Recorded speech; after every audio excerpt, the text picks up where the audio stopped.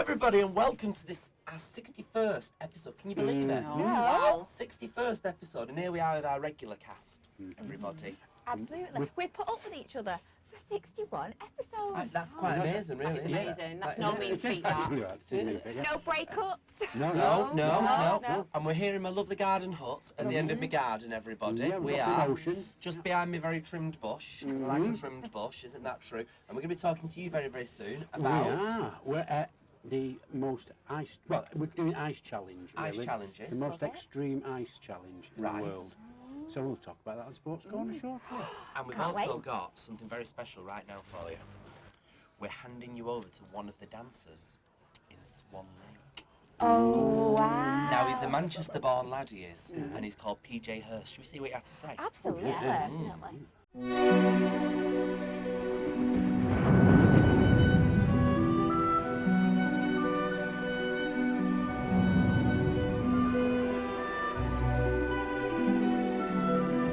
So, here we are, everybody, with PJ Hurst. Now, you're in this lovely show, aren't you? I am indeed. What are yeah. you doing in this show, then? I'm being an ensemble cast. Right. I'm also dance captain for it. It's Matthew Born Swan Lake, and I play several roles within the actual show. And where's this accent from, please?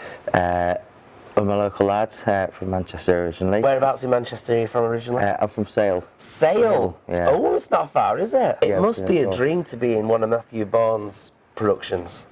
Definitely. Because they're ever so creative, aren't they? They are, especially with the set, the costume, the characterisation. Yeah. And also Matthew Born's style as well. Uh-huh. What would you say would define his style? Well, he takes traditional ballets and makes it, he contemporizes it with adding a new story to it, references to the old stories of the ballets, and also with all the characters that happen. I started off with youth groups, homegrown dance theatre, which is called Now, under the directorship of Julie Williams. And basically I was going away for weekends and dancing, just dancing, and the usual kind of playground rules of being with people wasn't there. We were all equal, we were always there, and the goal was to create a dance piece. Well, what do you think it is that makes you so passionate about dance? I think dance gives me a way, as much as the cliches are, to express who I am and discover who I am, and it gives me what I need. And how do you as dancers keep your energy going?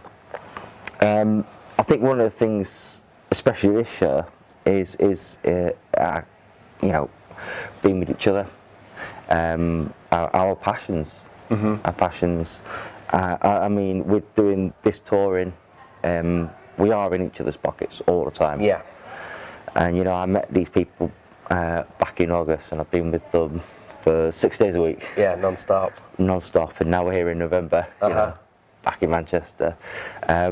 And if there's anybody out there that's watching that wants to get into the dance world, perhaps a younger version of what you once were, what would you say to them? How would you suggest that they do it, and why should they keep pursuing it?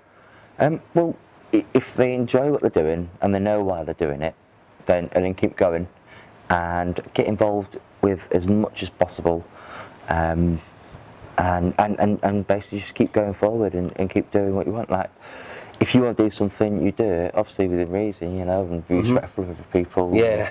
All that, you know. Just keep going, and just keep enjoying yourself and doing what you feel is right, what you feel is best for everyone as well. Excellent. Thank you very much for your time. Thank you very much. Thank you.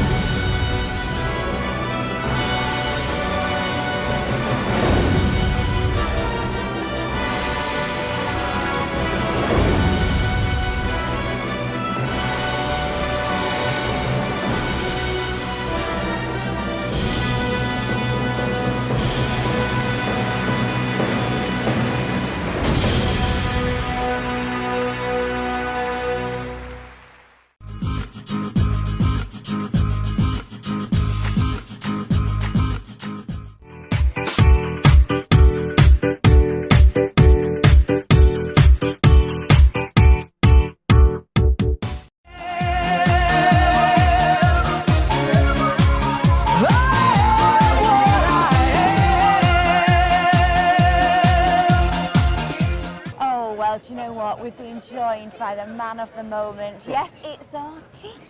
Hello, Titters. Yeah. How are you? Did you enjoy it in there? Absolutely fabulous. The Polar Express, everything. Have you still got hands? My phone switched itself off. Oh, it's so cold. It's been crazy. And I had to take my gloves off to do my camera and bits and all that. Yeah. It was good. Now that's Fabulous. quite apt though, isn't it? Because today you are going to be talking to us about ice sports. Yeah. It's the ultimate ice challenge, in my opinion. Wow. Mount Everest. Oh, well, yes, that is quite a nice Yeah. challenge. Yes. 29,000 feet high and what have you. And it was first conquered in 1953 by Edmund Hillary. And I'll have to look at my notes. Tenzing Norgay is called. I always thought his name was Sherpa Tenzing. But he was a Sherpa, which is an ethnic group who live in the mountainous regions of Nepal. Oh, And that's so he Nepali. was, yeah. And they're always used as guides for Everest and what have you. I've So heard he was, that. yeah. And that's the first recorded person to have And managed to do how it. long did it take him to actually climb Mount Everest? I don't know, I didn't have a stopwatch. I didn't have a stopwatch. you know that? I wasn't there I thought actually. you were the original Abominable Snowman. No, Did you ever say Abominable before, then? I right, can't you say know what I mean? Abominable. Oh, just Abominable, yeah. But it was believed that it might have been superseded by a gentleman called George Mallory, who was an English teacher. And it's believed that in 1924-ish, he might have succeeded. He was last seen 800 feet from the summit, but they don't know whether he not died on seen the him mountain. since? No, he died on the mountain, so they don't know whether he died after he got there or before he got there. Oh, let's So- hope he got there. Let's hope he there. got there, yeah. He didn't get back though, did he? No, he didn't get back. No. But if you don't fancy the ultimate challenge straight away, you could always go like for the Pyrenees first, go to Europe, Yes. or the Alps. Yeah. It runs from about 8 countries. Or you could try doing the full stairs at Beetham Tower. Well, that's a good start, yeah. That's a bit of a feat, warm up. That Yeah, really that is. is a Do you want feat. to know my story about Mount Everest? Go on. Oh? Because I'm not very good at geography, and I am kind of blonde, dyed blonde. And I thought Mount Everest was in Scotland. But if you want to try out a little bit of climbing ice walls, just go down the corner, around the corner to Deansgate. Oh, they've got an indoor They've got climbing an thing, haven't indoor they? Yes. climbing wall, which ice, and you get the big picks, one for each hand, and you get your crampons with it. Right. Good. And yeah, I'm sure they're doing Christmas vouchers and things and And all is that just seasonal, or is that open all I'm the assuming time? it's all year round. Fantastic. Oh, that's good, that, isn't it? You got anything else to tell us quickly? Quickly, well, if you want a bit of luxury, you can Yes. always go over to Finland, Sweden or Norway Yeah. and go to the ice palaces, Yeah. where you can have the ice hotels, everything's ice sculptured, all the furniture's made of ice. The only Yeah. advice is wear woolen underwear all Okay. the time you're there. Do you know what my Because- favourite ice challenge is? Go on. Getting out the freezer cabinet at Iceland. No word of a lie. Mine And on is- that note, Mine's putting Prosecco glasses in the freezer and then getting them out all chilled. you're posh doing it like that. Of course, absolutely. But yeah, on that note, Yeah, come on, do your bit. ta-ta, ta-tas. Sit off.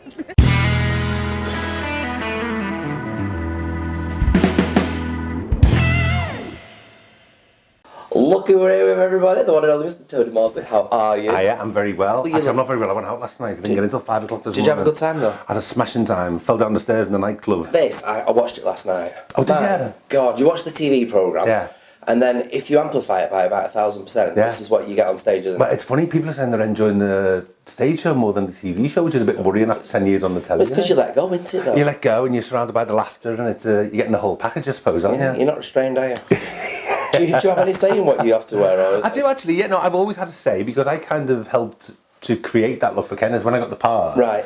It was a brand new character, so they didn't know what they wanted to do. So I had a few ideas myself. So I arrived in Benidorm the very first time with a little suitcase full of my little ideas, which consisted of the hot pants and the funny t-shirts. And is that something you'd wore as you, or something you decided to wear just as Kenneth? I don't know. The hot pants happened by accident. They put me in a pair of shorts, and when I came down to film my very first scene at the pool, the director and Darren were going, "Oh, it doesn't look right. That's not what we want." And because it was the first day's film, and the costume designer, she didn't have an alternative, so I've got this nifty little pair of hot pants here. And they said, let's try, because they were actually underpants. They were underpants from H&M. Really? Yeah, and I just happened to have them on me. I said, these are quite nifty. And they said, let's try them. And the hot pants were born. Yeah, and the bum bag as well.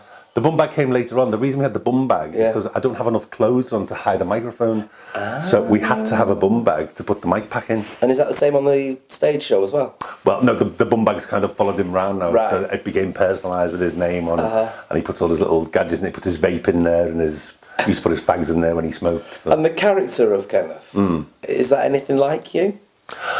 not really. Kenneth's a lot more honest than I am, I suppose. He's a lot more brash. I mean, Uncensored. his hot pants are like a mask that Tony puts on, and he's uncensored. It's a good story as well for the stage play, isn't it? Yeah. It's- I mean, for people who know the show, it kind of continues on from the end of series 10, but it stands alone as a play in itself. So you don't need to know the show. Yeah.